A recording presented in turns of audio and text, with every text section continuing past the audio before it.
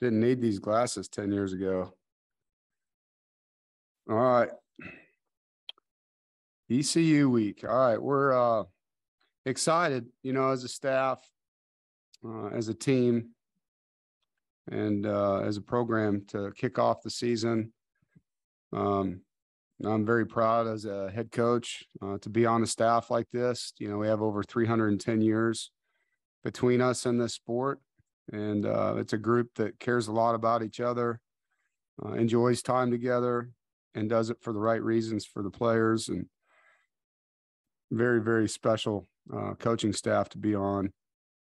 And our team, it's a team that has been on a journey together for a time now, and we've grown together, a lot of vulnerable conversations with each other. And there's a genuine commitment and an understanding, of what it takes to be good and what it takes not to be good. It is a one day at a time journey with our team, a mentality of trying to stack days that resemble actions that lead to our goals. And we have high goals as a football team, as a program. It's about winning today over and over and over and over so that we can play well in the moment of truth. And that's what Saturdays are about. So trying to be the best version of ourselves. I really have enjoyed this training camp with this group and the preseason. It's been, great having the 2 extra days the NCAA allowed for rest to break up the work. It's as healthy as I've ever seen a team coming out of training camp here because of the time they've had from a recovery standpoint. So I'm excited about that. And we've been able to blend, really hot weather with some rain. And so the conditions have made us adjust, which is good for what we might see in the opener. Unique that we've practiced so much since our last game. We played UNC that Friday before Thanksgiving or of Thanksgiving weekend, prepared for a bowl, which we didn't play, had spring ball, which doesn't have a game against someone else, and then fall camp. So we've practiced a lot without a game. And I know we're all ready to go play a game and see where we're at, and I think as a coach to coach a game, as a player to play a game. And we get to play against an in-state team in their house. So, and a great opportunity to go play against Coach Houston. I have great respect for and his staff. They also have a lot of continuity on their staff and a team that he's been able to recruit and develop. It's more of his roster now than it ever has been. And they bring back a team that has a lot of veteran players with game reps like we do. When you watch them, they play hard. They execute their systems well. They play the entire length of the game. You see them come back in games. They've been in overtime games, and they don't quit, So I have a lot of respect for that. When you watch them, their quarterbacks played a lot of football. I've known Holton since he was in high school, big, strong kid that can run around and super smart and has a lot of game experience. So he's got skill players around him. They're impressive guys. His, top receiver, Jefferson, obviously is a high school teammate. So there's chemistry there. The tight end that transferred in from Oklahoma, Ryan Jones, we recruited from Mallard Creek in high school, is a really good athlete in high school. And I think their tailback's really, really good football player for them.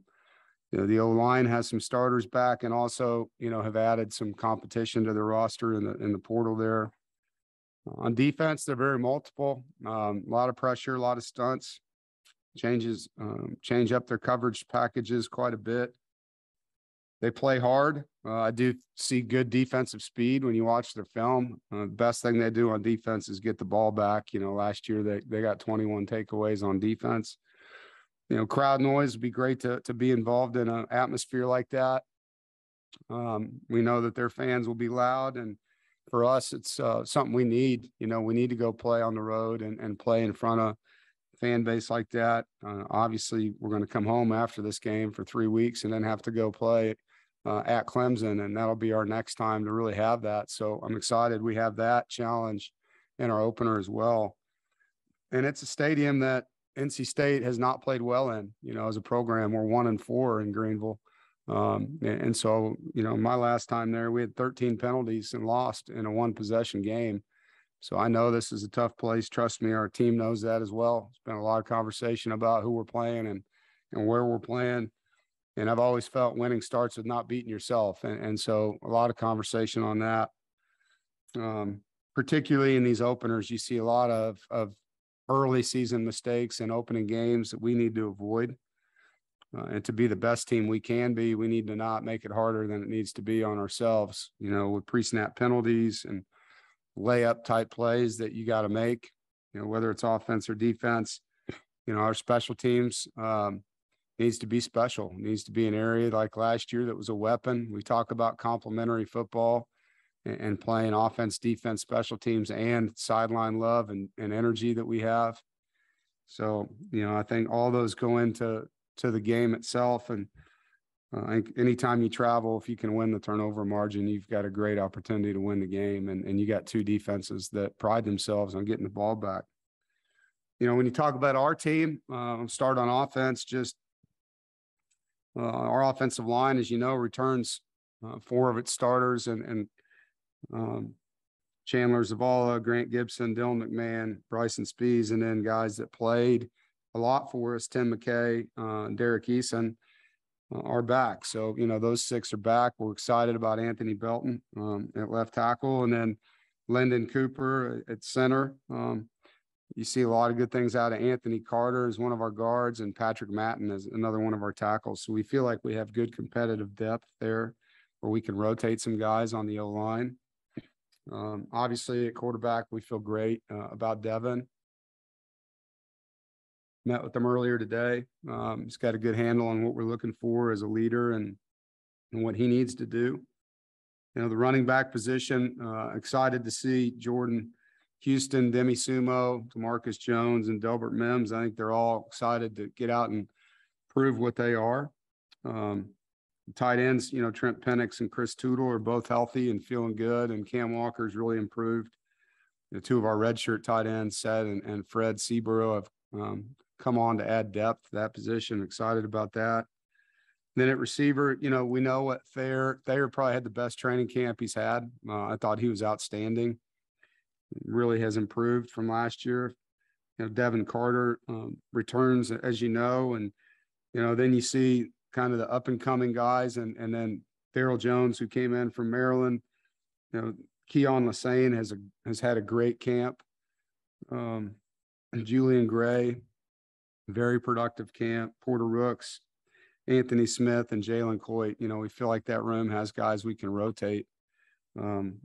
And Josiah Provon, has done some things here in the last 3 or 4 practices. So we've increased, definitely our depth of playmakers. I think we leaned hard, as you all know, on Mecca. And so how are we going to create production? It's going to come in a lot of guys' hands, I think. And we'll see as you get into the games. Obviously, one guy outperforms others, he'll get more time. But the system has been able to grow, because of our staff continuity and the number of returners. So excited about that for Coach Beck. On defense, a lot of the same names.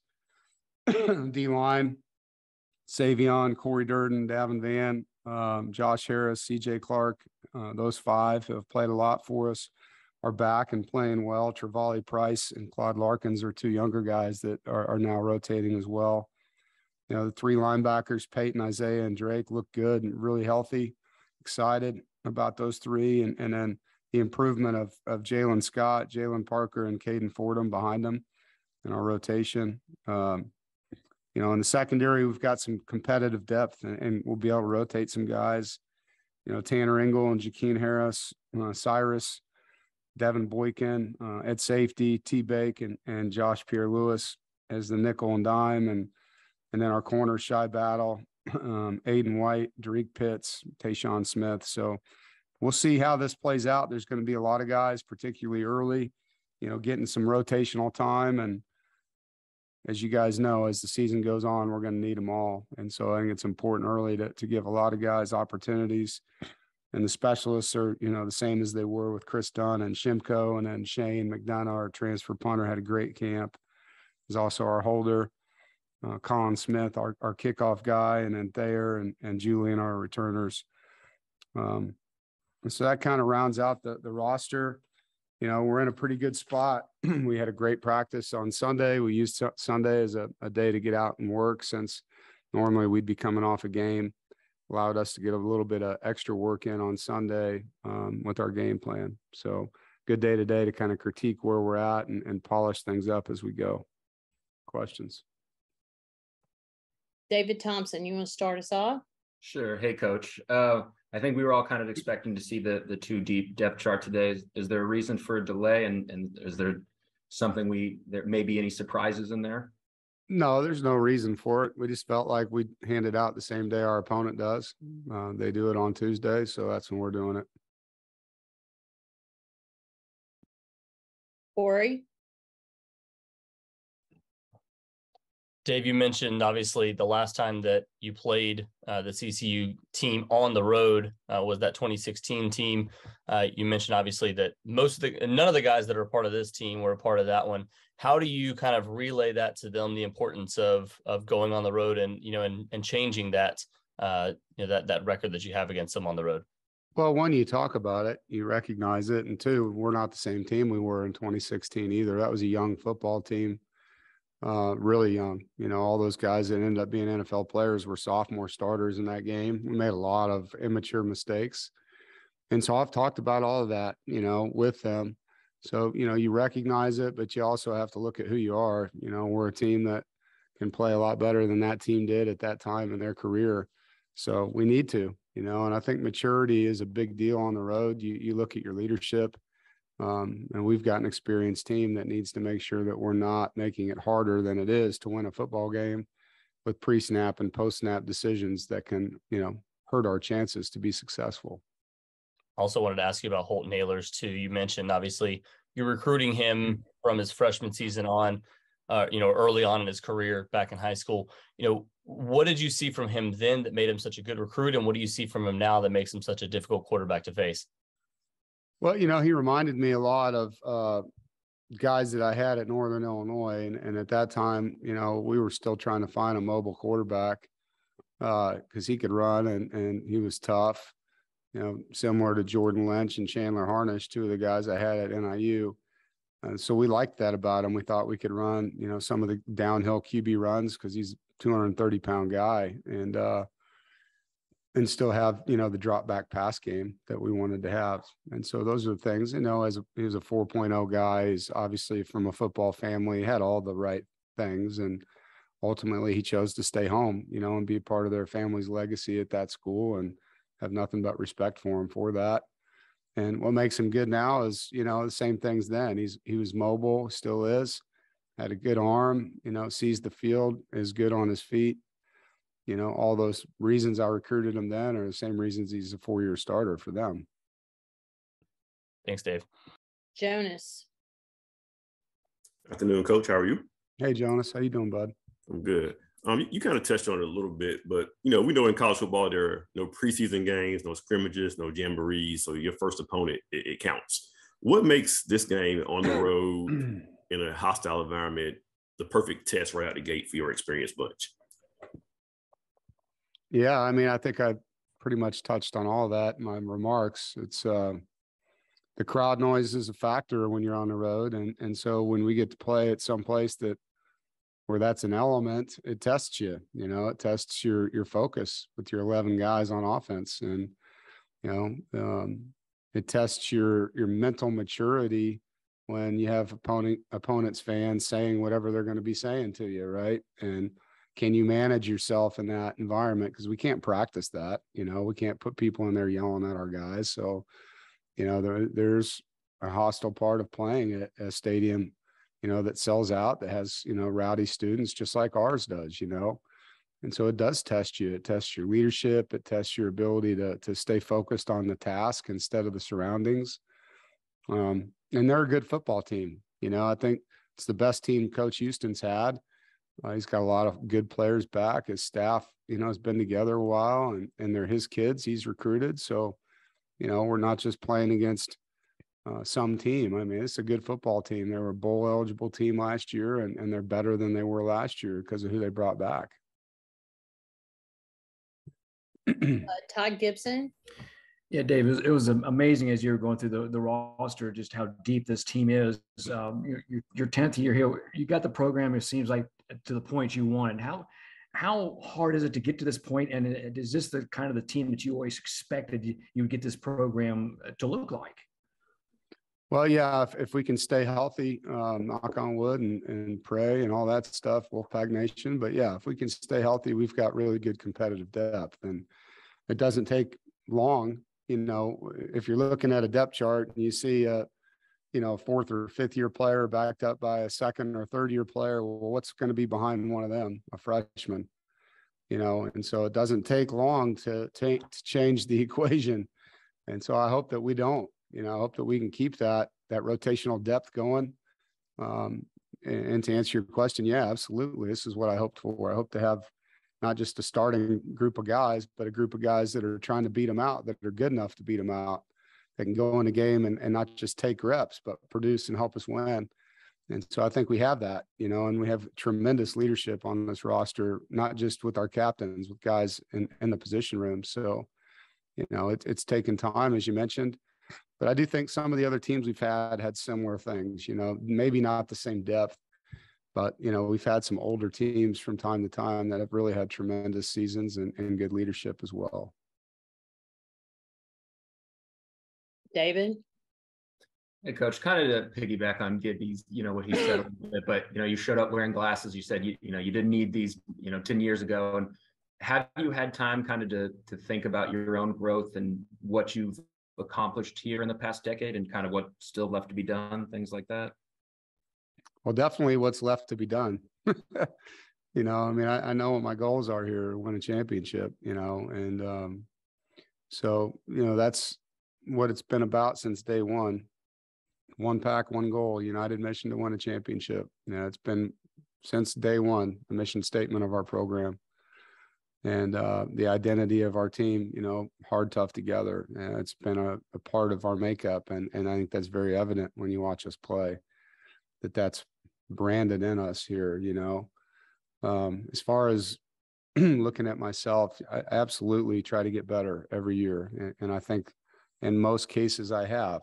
I would say our down year that we had a few years back, I own that as much as anybody in this building. You know, I didn't do a good enough job having a young team ready to play and then dealing with all the injuries. So I learned from that. And I think it's the biggest thing I can tell you is in my 12 years now as a head coach, I look at failure as an opportunity to grow, and you can't get better without struggle. You can't, you know, and nobody likes to hear that, but that's the God's honest truth in life.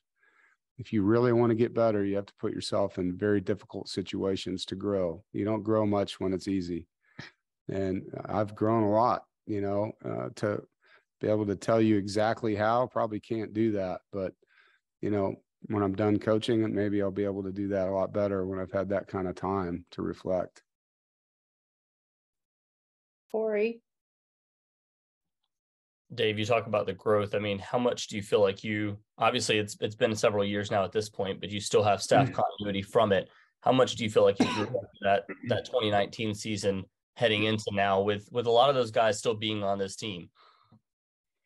Yeah, I mean, it's funny. I thought about that season this morning for some reason, and I'm thankful that I had to go through it because I'm better for having gone through it and exposed things in our program that, you know, had we not had some of those injuries and we were able to get to a bowl and maybe not have to really dissect what's wrong, probably wouldn't be where we're at right now, you know. And so thankful for that year and for Boo allowing me to fix what was broken, you know, with myself too. And I think all those hardships that this team suffered, I think shared adversity is a critical part of a team. You know, it's how you come together. It's, going through creating scars. We all have the same scar from 2019. It's a big, ugly one, man. And we remember it for those of us who are here, and we don't want another one like it. And so, yeah, having that shared adversity with those young men that were a part of that failure has allowed us to really prevent it from coming back.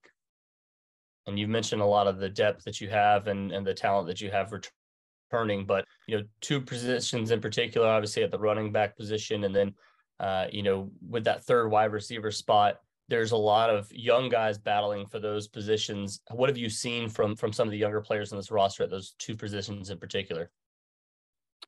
I've seen people emerge more than anything. There's a lot of competition, and guys that we were hoping would be playmakers for us are showing that they are. Consistency starting to emerge in some guys more than others. And as you know, these are practice things that we're watching, not games yet. So this could change. Sometimes games bring out better things in some guys and not so good in others. So judging it from what we've had, which is a lot of practice since we played UNC. Now the improvement from Keon Lassane, from Julian Gray, the addition of Darrell has really helped the room. Jalen Coit, what he did in our second scrimmage. Anthony Smith, had a great spring. So there's competition, and I think that pushed our guys. I think Thayer's better because of Porter Rooks and Julian Gray and Jalen Coit. He had to push himself to get better because he knew they were coming for his job, and I think that makes him better. And it did, because he's playing as good as I've ever seen him play right now. So, the running back position, you guys helped us there. I mean, all you did was talk about how are they going to be good. They lost Bam, they lost Ricky. I mean, who's going to be good in that room? Like, they read that stuff. They know. So, yeah, that's a hungry group right now. They're anxious to get on the field and let you know who they are. David. Coach, you mentioned crowd noise, and that's being the only road opportunity until Clemson. Are there things you guys are implementing into practice to sort of simulate? I know you guys did the cowbells for Mississippi State, anything like that? Yeah, we'll definitely have, anytime we play at a place where we need to, whether it's the actual crowd noise or their fight songs or music, but the offensive field will have a lot of noise on it on Tuesday and Wednesday to prepare for that. Obviously on defense, it's not as bad because they're not going to be as loud when their offense is on the field.